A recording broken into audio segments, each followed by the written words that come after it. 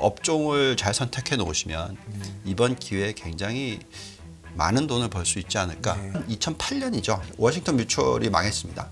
규모가 실리콘밸리 시그니처 뱅크 두 개 더 하면 워싱턴 뮤추얼보다 더 큽니다. CDS 금리가 리먼 사태, 신용등급 강등, 부채 한도 터졌을 때보다도 더 높게 올라갔어요. 그래서 이걸 보고 있으면 진짜 국가 큰일 났다. 한 2년, 3년 동안에 왕창 들어왔던 예금을 국채 사는데 돈을 썼거든요. 거기서 손실이 났기 때문에 은행이 망했다? 채권에 대한 신뢰도잖아요. 그렇기 때문에 예금 보호공사가 100% 보장하겠다라고 얘기할 수밖에 없습니다. 최근에 시장의 흐름을 보면서 저희는 그냥 가치주 비중에서 필요 없는 건 지금 자꾸 던지고 있어요. 그리고 오히려 성장주 쪽에서 애들 하고 있습니다. 그러니까 성장주 쪽에 더 비중을 높인다라고 말씀을 드릴게요. 근데 여기서 이제 포함이 되는 게 뭐냐면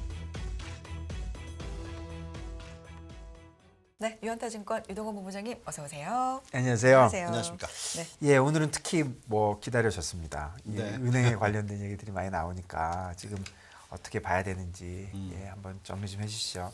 네. 네. 자, 저희 타이틀이 미국 정부를 믿는다면이고요. 오늘 네. 미국 정부를 믿으면 2007년 8년에 재현은 없을 것이라고 예상을 하고 있고요. 네. 그다음에 지금 현재의 문제는 Asset Liability Management, 그러니까 ALM이라고 합니다. 자산과 부채의 그 운용이 문제였다라는 거고요. 사실 저는 좀 강하게 얘기하는 부분이 뭐냐면은 이번 사태는 미 연준이 만들어낸 사태다라고 저희는 생각을 합니다. 그래서 미 연준이 정부니까 정부가 해결할 수 있다에 그 초점을 맞추고 있고요. 그렇기 때문에 시장에 있어서 저희는 오히려 계속 지난 한 몇 달간 계속 얘기해 드리는 게 매크로적인 부분보다는 뭔가 지금 변화가 일어나고 있는 이 지금 구조 변화, 생산성 향상 뭐 여러 가지 부분에 있어서의 초점을 맞춰서 좀 과하게 얘기하면 저희 포트폴리오 중에서 굉장히 공격적인 거는 거의 반도체 업종이 전체 포트폴리오 절반입니다. 그 정도로 저희가 지금 계속해서 업종을 잘 선택해 놓으시면 이번 기회에 굉장히 많은 돈을 벌 수 있지 않을까라는 이번 그런 기대까지 가지고 있습니다. 제가 우선 정리를 좀 해볼게요. 네. 네. 자, 은행의 파산이 일어났어요. 2007년, 2008년이죠. 뮤추얼, 그러니까 워싱턴 뮤추얼이 망했습니다. 이때의 그 규모가 3,070억 달러였고요. 실리콘밸리가 2,090억 달러, 그리고 시그니처 뱅크가 1,010억, 100억 달러. 두 개 더 하면 워싱턴 뮤추얼보다 더 큽니다. 그래서 이거 보고 있으면 이거 2008년 또 한 번의 재현이다. 네. 예. 그러면 이제 뭐 달러가 거의 80 깨지고 내려가고 70 가고 뭐 국가가 엄청나게 위험에 빠질 수도 있다. 뭐 이런 걱정을 했겠죠. 네. 그러다 보니까 여기 보시면 이제 CDS 국가 CDS 금리가 뭐 리먼 사태 아니면 미국의 신용등급 강등 아니면 이제 그 부채 한도 터졌을 때보다도 더 높게 올라갔어요. 그래서 이걸 보고 있으면 진짜 국가 큰일 났다. 네네. 예. 근데 사실 국가 큰일 날 정도의 리스크라고 국가가 생각해야 돼요. 왜냐하면 한 2년, 3년 동안에 왕창 들어왔던 예금을 국채 사는데 돈을 썼거든요. 근데 그게 손실이 난다고 얘기하고 거기서 손실이 났기 때문에 은행이 망했다? 자, 그럼 이거는 이제 채권에 대한 신뢰도잖아요. 예, 그렇기 때문에 예금 보호공사가 100% 보장하겠다라고 얘기할 수밖에 없습니다. 자, 근데 이제 이걸 하는 순간에 뭐까지 일어나면 양적 완화가 멈춰요. 양적 축소가 멈춰요. 오히려 양적 완화로 갔습니다, 지금. 예, 이렇게 되면은 실질적으로 이 자산에 대한 어떤 구멍이 없다면, 있다 하더라도 굉장히 작다면, 이거는 엄청난 유동성 추세의 변화입니다. 그래서 저희는 지금을 어떻게 보고 있냐면 95년부터 2000년도에 있었던 아주 그 IT, 그러니까 인터넷 드리븐, 인터넷으로서 시작돼서 닷컴 버블까지 갔던 그 시기에 재현이 일어날 만한 어떤 구조적인 변화가 있느냐. 근데 그게 저희는 챗GPT라고 생각합니다. AI라고 생각합니다. 그러니까 그래서 그런 부분들까지 지금 연결이 되고 있다고 저는 생각하고 있고요. 자, 그러면 우선 얼마나 구멍이 큰지를 봐야 되겠죠. 예. 자산은 처음에 시작이 뭐였냐면은 실버게이트 캐피탈이 무너지면서 이건 이제 가상화폐 그리고 뭐 신규 신성장 산업 뭐 네. 우리가 흔히 얘기하는 벤처 네. 이런 쪽이었는데 이게 이제 망하면서 실질적으로 벤처 캐피탈 관련된 대출이라든지 이런 규모에 대한 구멍이 생길 거다. 근데 뭐 아시겠지만 그 실리콘밸리 은행은 이쪽에 초점을 맞춘 전문화돼 있는 그렇다 보니까 자산에 문제가 생기겠구나. 근데 보니까 예금을 들여다봤더니 예금 중에 97%가 보장이 안 돼 있어요. 25만 불 이상은 안 되잖아요. 네. 그러면 이제 자산이 깨지면 우리 나 돈 못 받는 거 아니야? 그러면서 단 하루 만에 400억 달러의 자금이 빠졌습니다. 예금. 이거는 뭐 미국 역사상 뭐 전 세계적으로 역사상 있을 수도 없는 일인데 워낙 이 자동화가 많이 됐고 전산화가 되다 보니까 그 아까 워싱턴 뮤추얼은 거의 뭐 한 10일 동안에 100억 달러 빠졌는데 이건 하루 만에 네, 400억 달러가 빠졌으니까 예금의 4분의 1이 사라졌으니까 이걸 막아낼 수 있는 은행은 없어요. 네. 그래서 그렇기 때문에 정부 부채를 팔았고 근데 정부 부채가 사실은 보통 은행을 운영하는 사람들의 입장에서는 정부채를 사는 거는 그냥 안전하다고 생각하기 때문에 사는 겁니다. 왜냐하면 이제 위험 가중성 자산 비율이라고 해서 국채를 살 경우에 리스크 팩터 0을 주거든요, 원래. 그래서 BIS 비율을 계산하거나 뭐 무슨 계산을 하든 간에 국채를 샀다라는 것은 그냥 위험을 좀 회피하기 위해서 했는데 네네. 위험이 돼버린 거죠. 그렇죠. 그래서 이제 정부가 어떤 개런티를 하게 되는 그런 케이스로 전해졌습니다. 자, 근데 이제 정부의 입장에서 뭐가 문제냐면 아까 말씀드렸듯이 정부에 대한 신용에 대한 리스크가 생겼죠. 여기에 은행의 예금이 빠지니까 은행권들의 입장에서는 여유 자금이 없다고 느껴지기 때문에 대출을 안 해줘요. 대출을 안 해주게 되면 제가 계속 말씀을 드렸지만 경기 침체로 갑니다. 네. 그 속도가 굉장히 빠를 수가 있어요. 그래서 지금 미국의 총 여신 추이를 보시면 이게 이제 그 사태가 터지기 전주까지의 숫자예요. 그래도 상승률이 여신이 4.84% 작년 동기 대비 숫자로 툭 떨어졌고요. 그 주에 그 줄어든 금액 곱하기 52주 하면은 마이너스 9%입니다. 근데 만약에 요번에 이제 오늘 나올 거거든요, 데이터가. 얼마나 많이 빠졌을지 몰라요. 이게 이제 이 은행 뱅크런 사태가 같이 포함이 되는 숫자니까. 네. 자, 이렇게 되면 대출이 무조건 마이너스로 가죠. 이건 대출이 마이너스로 갈 때 경제 성장률이 있을 수 있다? 전 불가능하다고 네. 보거든요. 자, 그러니 이거는 이제 정부가 뭔가 하지 않으면 안 돼요. 예, 그래서 너무나 급격한 어떤 이 마니 서플라이 감소가 훅 떨어졌고 뭐 잘못하다가 진짜 그레이트 디프레션까지 연결될 수 있는 그런 환경이기 때문에 다시 한번 정부의 신뢰도를 심어줘야 됩니다. 그것의 가장 첫 번째 액션이 예금을 보호해주겠다. 자, 그럼 두 번째는 뭘 해야 되겠습니까?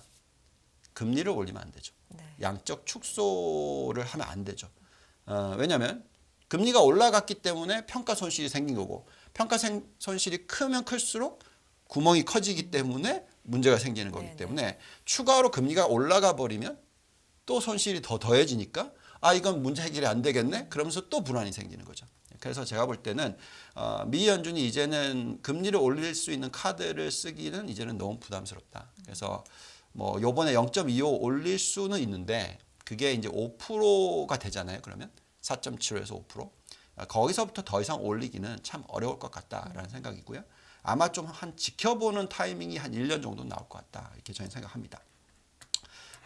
그러면 그렇게 되면은 결국은 은행별 예대율이라든지 뭐 투자 손실액이라든지 이런 걸 봤었을 때 SBB 은행이 좀 특별했었다.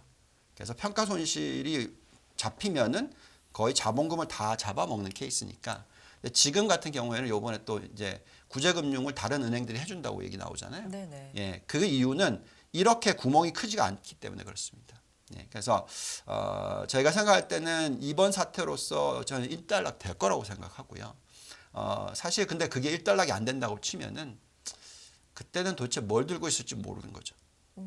전 세계의 금융자산 중에서 정말 많은 금액이 미국의 국채를 들고 있는데 거기에 대한 신뢰도가 없어져 버리면 네. 그건 금융 시스템 붕괴로 갈 거기 때문에 아무튼 저희는 그렇게 갈 것 같지는 않다라고 말씀을 드리겠습니다. 자, 여기다가 지금 은행권의 자기자본 비율이 왜 계속 이 얘기를 하는지 보시면 은행의 자기자본 비율은 여전히 높아요. 13.4%고요.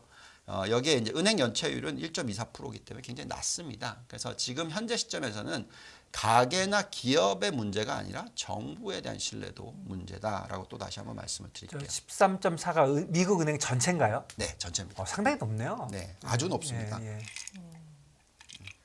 네. 자, 그러면 자, 여기서 이제 제가 말씀드렸던 게 금리를 못 올리게 될 거다라고 얘기를 했잖아요. 네. 근데 많은 분들께서 또 그럴 수 없지 않냐. 인플레이션 너무 높은데. 그렇죠. 그래서 그 지표들을 보면서 좀 얘기를 해보겠습니다. 네. 네. 우리가 고용 지표가 잘 나왔다라는 건 알고 있죠. 그렇지만 저희는 희망을 가지는 부분이 이 부분인데요. 임금 상승률이 지난달에 0.2% 전달 대비해서 상승을 했어요. 그러면 곱하기 12하면 2.4%입니다. 그러니까 임금 상승률이 3% 밑으로 떨어졌다라는 것은 1년 뒤에 인플레이션은 그 정도까지 떨어질 수도 있다 정도로 생각하시는 게 맞겠고요. 네. 그래서 저희는 이 희망을 좀 가지고 있는 부분이 그렇다고 말씀을 드리겠고요. 그 다음에 이제 며칠 전에 나왔던 인플레이션 숫자를 보시면은 지금 근원 인플레이션이 0.1%포인트씩밖에 안 떨어지고 있어요. 그래서 너무 적게 떨어지는 게 아니야라고 걱정을 하시고 그 헤드라인 인플레이션은 예상대로 들어오긴 했습니다만, 근데 여기서 이제 제일 영향을 많이 미쳤던 부분이 주거비예요, 주거비. 주거비의 상승률이 거의 뭐 8.1%가 나왔으니까 전체 인플레이션의 절반에서 70% 영향을 미쳤어요. 그러니까 이게 언제 꺾이느냐를 봐야 되는데, 근데 이거는 저희가 생각할 땐 너무 래깅 인디케이터, 그러니까 가장 나중에 오는 숫자를 보면서 인플레이션을 컨트롤하려고 한다라고 생각합니다. 저희는 연말이 되면은 이쪽도 많이 빠져 있을 것이다라고 생각하는데 그 이유는 이것 때문에 그렇습니다. 보시면 보통 이 쉘터, 그러니까 주거비의 상승률은 그 부동산 가격의 상승률의 변화를 쫓아갑니다. 그 래깅이 얼마 정도 되냐면 1년에서 1년 반 정도 돼요. 네. 근데 작년 4월부터 빠지기 시작했어요. 그래서 지금 보시면 파란 선이 급격하게 떨어지는데 아직 빨간 선은 떨어지지 않고 있는 거죠. 그래서 조만간 떨어질 겁니다. 네. 떨어지면 속도가 굉장히 빠를 거라고 저는 생각하고 있고요. 그 다음에 그렇게 또 보는 이유 중에 굉장히 큰 부분이 뭐냐면은 이미 부동산 가격이 상승률만 떨어지는 게 아니라 이제는 마이너스로 갔어요. 많은 도시들이.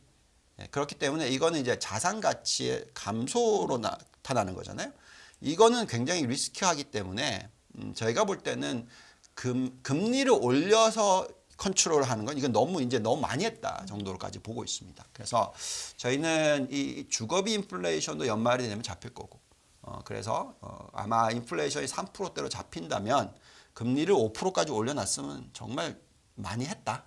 제가 작년 9월, 10월 달에 우리는 아무리 생각해도 3.5%가 장기적으로 유지시킬 수 있는 금리고 정말로 많이 올려봤자 한 4.25 정도까지 올릴 수 있을 거라고 걱정했는데 우리 같이 방송하면서 갑자기 5% 떼기 나오니까 이제 뭐 패닉을 했던 거죠. 근데 저번 주까지 뭐 6%까지 한다 했어요. 그러니까 그게 전부 다 너무 세게 본 거라고 저는 생각하고 세게 있고요. 봤다? 네, 네. 그래서 결국은 이 3.5%가 장기적으로 유지할 금리다라고 저희는 보고 있습니다. 그래서 이미 보시면은 10년 국채 금리는 그 3.5%를 두고 네. 아래 위로 왔다 갔다 하고 있다라고 보시면 될 것 같습니다. 그렇네요. 네, 그래서 결국 기준금리의 전망치가 정말 많이 빠졌고요. 저희는 장기적으로 3.5% 정도의 10년 국채 금리가 되지 않을까라는 생각을 가지고 있고, 그렇다면은 채권을 투자할 만하냐? 나쁘지 않아요. 네. 근데 이미 10년 국채 금리는 많이 빠졌기 때문에 3.5%를 기준으로 둔다면 연간 3.5%를 버는 게 만족스러우시다면 투자를 하시는 거고요. 오히려 저희는 상당히 많은 저희 포트폴리오, 그러니까 가장 보수적인 투자 포트폴리오 구성에서는 절반 가까이를 1년짜리, 네. 그러니까 5% 정도 되는 금리가 3.5%로 수렴할 거다라고 생각하기 때문에 5% 플러스 금리의 하락분을 더했을 때 두 자릿수 수익이 난다고 계산하고 있기 때문에 아무래도 이제 좀 단기 채권 쪽으로 투자를 좀 많이 하고 있다라고 말씀을 드리겠습니다. 네. 자, 그리고 이제 오늘 사실 더 핵심이라고 생각하는 부분은 이 부분이에요. 뭐냐면 채권을 들고 간다. 그거 다 좋아요.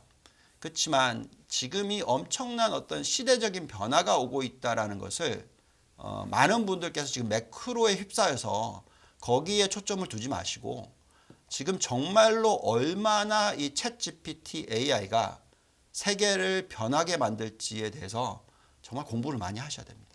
저희가 지금 노력을 하고 있는데 저희가 쫓아가기도 어려워요. 더 업그레이드된 버전이 또 나왔죠.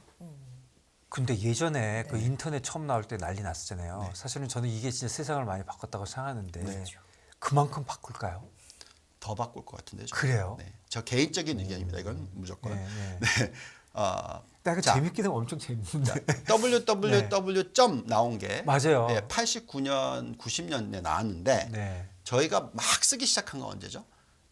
제 2000년도. 기억으로는 95년, 96년에 처음으로 막 쓰기 시작했고요. 예. 그리고 나서 정말 많이 활성화됐던 게 오히려 이제 닷컴 버블 붕괴되고 나서. 네. 예. 근데 어쨌든 간에 95년, 96년 이때부터 이제 팩스가 사라진다부터 네. 시작했고 그때는 또 어떤 분들은 그냥 이거는 그냥 또 다른 뭐 팩스 머신이다 뭐 이렇게 얘기한 사람들도 네. 있었고 뭐 많았습니다. 근데 어쨌든 뭐 지금까지 엄청난 변화를 가지고 세상을 왔죠. 바꿨죠. 네. 자, 그러면 www. 점이 나와서 활성화되기 시작한 90년 거의 7년 걸렸어요. 네. 그리고 나서 또 한 5년 걸리고 나서 정말 엄청나게 이제 됐고요. 그 사이에 뭐가 일어났냐면 닷컴 버블이 일어났죠. 근데 그거는 실적과 연결이 되는 데까지 시간이 걸렸습니다. 대신에 매출은 엄청나게 늘었어요. 근데 그 과정에서 한번 보시면은 미 연준의 기준금리의 변화도 굉장히 비슷한 모습을 보이는데요. 93년부터 94년까지 급격하게 금리를 올려요. 네. 그리고 나서 인터넷 뭐 이런 얘기 나오면서 내려줬다가 또 다시 올렸다가 내려줬다가 올리고 이런 케이스가 갑니다. 제가 볼 때는 이제 지금부터는 그런 어떤 환경이다. 그러니까 지금 엄청나게 급격하게 5% 올렸어요. 그러고 나서 다들 1년 뒤에는 한 1%에서 2% 떨어뜨릴 거라고 얘기하죠. 근데 또 인플레이션이 또 들어오면 또 올릴 거예요. 그러니까 이런 추세를 앞으로 몇 년간 할 수 있습니다. 자, 그런 과정이라면 이때의 시장이 어떻게 변했느냐. 그 이때 어떤 킬러 앱이나 이때 어떤 구조적인 변화가 있었느냐. 말씀드린 대로 닷컴이 있었다는 거죠. 지금은 챗 GPT인데 저는 제가 생각할 때는 정말로 많은 직장이 사라질 것 같아요. 예. 근데 지금 말씀하신 대로 진짜 챗 GPT가 그 정도의 파괴력이 있다면 사실은 한 5년쯤 지나면 다시 또 제로 금리 시대에 또 갈 수도 있겠네요. 그럴 수도 있죠. 네. 근데 그거는 얼마나 생산성이 빠르게 상승을 그러니까요. 하느냐고요. 네.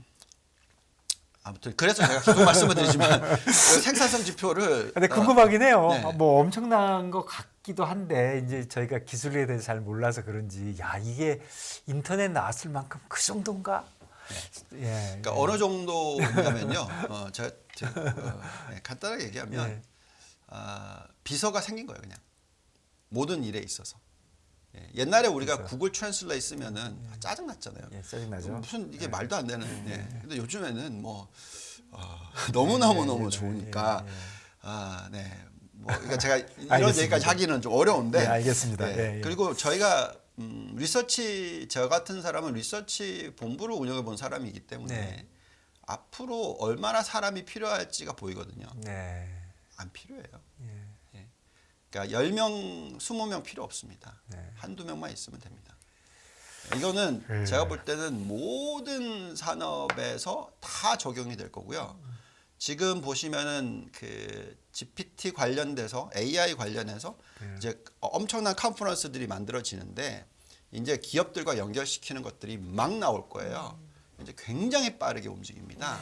그럼 이거는 이제 모든 회사를 운영하는 사람들 입장에서는 사람을 쓰기 시작할 때, 그러니까 하이어를 할 때 한 번 더 생각하게 된다는 거죠. 네. 이 사람 꼭 필요하냐 안 하냐를 자꾸 그래서 제가 지금 어느 정도까지 좀 두려움이 생기냐면 저희가 자식 세대들이 있잖아요. 그러니까 이제 20대들이니까 앞으로 직장을 얻어야 될 사람들이란 말이죠. 그러면 이거를 공부를 안 하면 진짜 어려워진다라고까지도 얘기를 좀 하고 있어요. 근데 지금 말씀해 주시는 그쪽으로 간다면 개인의 삶은 괴로워지겠지만 생산성은 뭐 비약적으로 좋아지는 거잖아요. 비약적으로 좋아지죠. 예. 여기에 제가 굉장히 두렵게 느껴지는 게 뭐냐면요. 일론 머스크가 그 테슬라 데이에서 얘기를 했었을 때 GDP가 뭐냐? GDP가 뭐냐? 근데 만약에 영구적인 에너지 소스가 있다.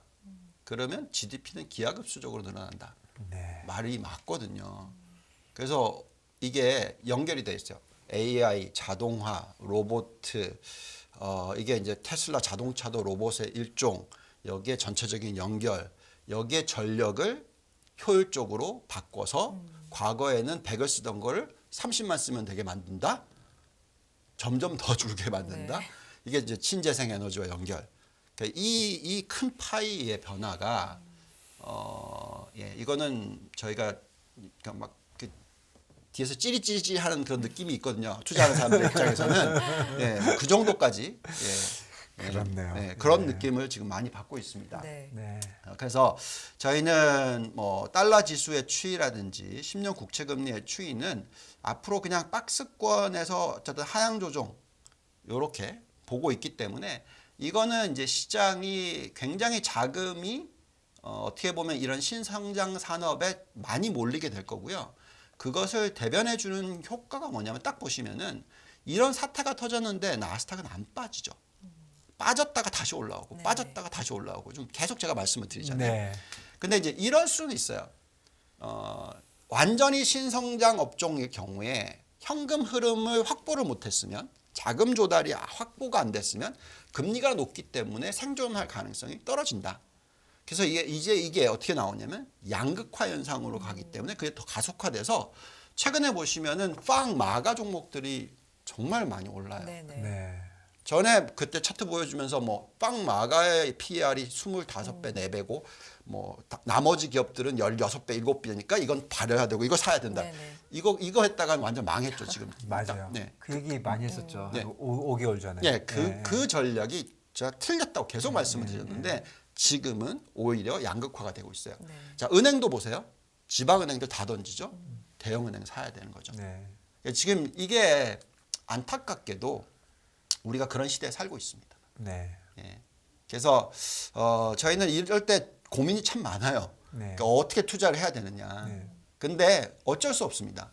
지금 이 양극화 현상에 이 힘센 쪽에 돈이 몰리고 있고 네. 계속 그것으로서 굉장히 가속화되게 발전을 시킬 거다. 사람을 필요 없게 만들 거다라는 부분이 중요합니다. 강한 자, 곳이 살아남고 네. 더 강해지고 네. 그 양극화입니다. 네. 네. 그걸 계속하죠. 딱 보여주는 지표가 이거예요. 네. 보시면은 제가 이걸 보면서 막 깜짝 놀랐던 부분인데 네. 1980년대 보시면은 80년대 이때가 그 엄청난 인플레이션 우리가 스태그플레이션 자꾸 비교했던 때잖아요. 맞습니다. 예. 이때 보시면 제조업의 노동자 수가 2천만 명이에요, 미국이. 네. 그리고 나서 계속 떨어지고 인터넷이 들어오면서 완전히 떨어졌어요. 네. 그래서 지금 이제 겨우 1,300만입니다. 네. GDP는 80년대 이후에 얼마나 커졌습니까? 그죠? 제조업에 필요한 사람의 수가 너무나 기하급수적으로 떨어지고 있다는 거죠. 그래서 제가 볼 때는 이런 현상이 일어나면 오른쪽에 보이는 이 생산성 지표가 이렇게까지 빠르게 올라가고 이 속도가 다시 또 올라가 버리면 이거는 제가 볼 때는 나스닥은 날아갑니다. 뭐 어느 정도까지 올라갈지는 모르겠으나 그래서 저희가 이제 이렇게 계산해 봤어요. 만약에 올해 연말에 금리가 3.5%다. 네. 네. 그러면 저희의 계산상으로는 S&P 500은 4,400, 4,300 정도 올라갈 거다. 그러면 뭐 지금 지수 대비해 봐야 뭐 한 10에서 20% 사이입니다. 그러면 이제 나스닥은 이거에 한 1.5배에서 2배. 그럼 이제 또 이 안에서 가장 대표적인 성장 업종은 그거에 또 2배. 네. 예, 그래서 50% 100% 정도 올라갈 수 있지 않을까라고 저희는 기대를 하고 있고요. 네. 저희는 뭐 제가 뱉은 말 그대로 투자를 하기 때문에 그런 포트폴리오 지금 구성을 하고 있다라는 말씀을 드리겠습니다. 예, 최근에는 확실히 나스닥이 오를 때 많이 오르고 빠질 때 덜 빠지고 그래요. 네. 느낌이. 예. 그래서 지금 보시면은 저희가 이제 성장주 비중을 70% 가져가고 가치주 비중을 30% 가져간다고 말씀을 드렸잖아요. 지금은 이게 이번 주 초까지인데요. 최근에 시장의 흐름을 보면서 저희는 그냥 가치주 비중에서 필요 없는 건 지금 자꾸 던지고 있어요. 그리고 오히려 성장주 쪽에서 애들 하고 있습니다. 저번 주와 크게 변한 건 뭔가요? 변한 게 지금 없는데 아, 요거는 지금 제가 액션을 지금 취하고 있기 때문에 네. 그걸 보여드릴 수는 없고요. 네. 예, 나중에 이제 얘기를 하겠는데 그렇군요. 네, 네. 어쨌든 간에 성장주 쪽에 더 비중을 높인다라고 말씀을 드릴게요. 근데 여기서 이제 포함이 되는 게 뭐냐면 대형 기술주, 반도체, AI, 자동화, 그다음에 전기차 부품, 신재생 에너지, 바이오 헬스케어. 그러니까 요거의 가장 대표적인 종목들을 골라내서 투자를 하시면 됩니다. 근데 예를 들어서 이제 반도체로 놓고 얘기를 하자면 챗GPT가 활성화되면 될수록 AI가 활성화되면 될수록 필요한 게 반도체인데 네. 이게 이제 시스템 반도체 쪽이 굉장히 강할 거고요. 여기서 이제 가장 대표적인 기업들로 봤었을 때 뭐 지금 계속 싸우고 있는 원래는 이제 인텔 여기에 이제 AMD가 들어왔고 엔비디아가 들어와 있죠. 지금 세 개의 주가 흐름을 보시면은 가장 세요. 그래서 저희는 그런 것들 그러니까 결국 업종들도 그 안에서 누가 경쟁력을 쌓고 있고 누가 앞으로 1등, 2등, 3등을 할 거냐. 제가 얘기했지만 1등부터 4등까지만 하시라는 얘기를 자꾸 네. 해드리고 있어요. 그래서 이게 안타깝게도 저희는 중소형주보다는 이런 쪽에 초점을 더 많이 맞추시는 게 좋겠다라고 말씀을 드리고 있습니다. 네. 네, 헷갈리는 부분 딱 하나가 있는데요. 여기까지만 봐야 될 것 네. 같아요. 마지막입니다. 네. 알겠습니다. 네. 중국인데 네. 중국은 지금 유동성을 많이 풀고 있고 앞으로 좀 잘 될 것 같은데 네. 이게 이제 사회주의 국가다 보니까 정책에 따라서 너무너무 왔다 갔다 해요. 그래서 저희가 아까 이 종목 중에서 신재생 에너지 쪽이 가장 네. 경쟁력이 있는 게 중국인데요.